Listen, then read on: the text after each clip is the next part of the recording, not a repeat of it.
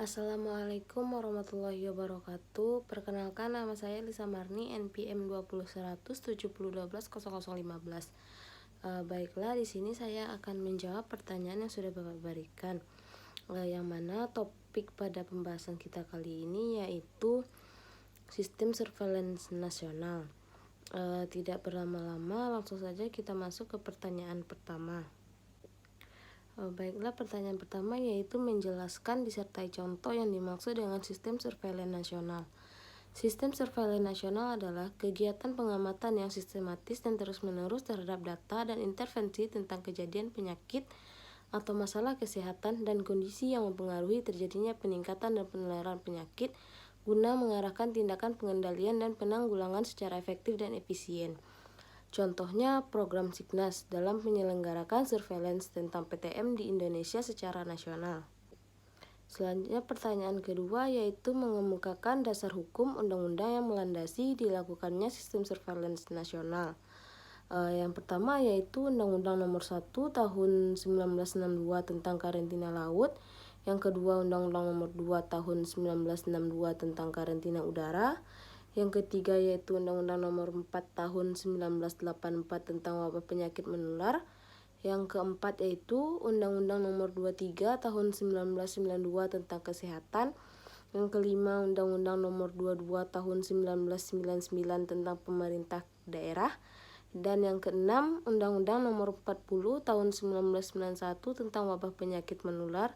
Dan selanjutnya PP nomor 25 tahun 2000 tentang kewenangan pemerintah dan kewenangan provinsi sebagai daerah otonom.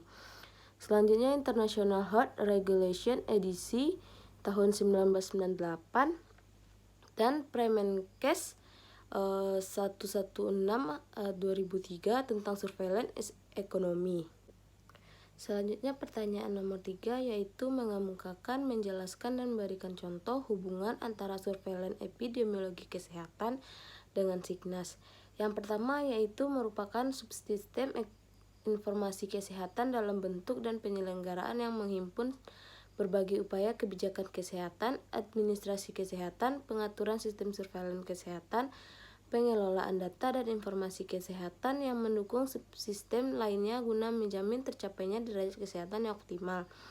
Yang kedua yaitu hubungannya sistem surveillance epidemiologi merupakan subsistem dari Signas dan mempunyai fungsi strategis dalam intelijen penyakit dan masalah kesehatan untuk penyediaan data. Dan yang terakhir hubungannya yaitu informasi yang didapatkan dari sistem informasi kesehatan baik di tingkat kota maupun provinsi merupakan hasil dari pelaksanaan penelitian dan surveillance epidemiologi baik dari berbagai jenis ruang lingkup surveillance yaitu surveillance penyakit menular, penyakit tidak menular, kesehatan lingkungan, dan perilaku.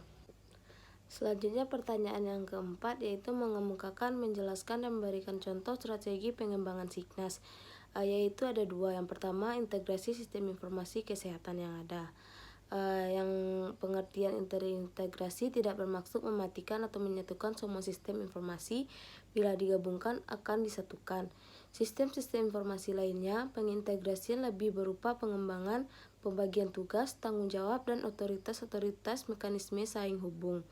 Dengan integrasi ini diharapkan semua sistem informasi yang ada akan bekerja secara terpadu dan sinergis membentuk Signas.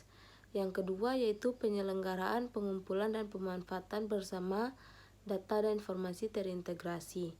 Pertimbangan akan perlunya mengkoordinasi 5 jenis pengumpulan data yang masing-masing memiliki kekhasan dan kepentingan yang sangat signifikan, yaitu yang pertama surveillance yang meliputi surveillance penyakit, gizi, kesehatan, lingkungan, dan pemantauan kesetiaan obat.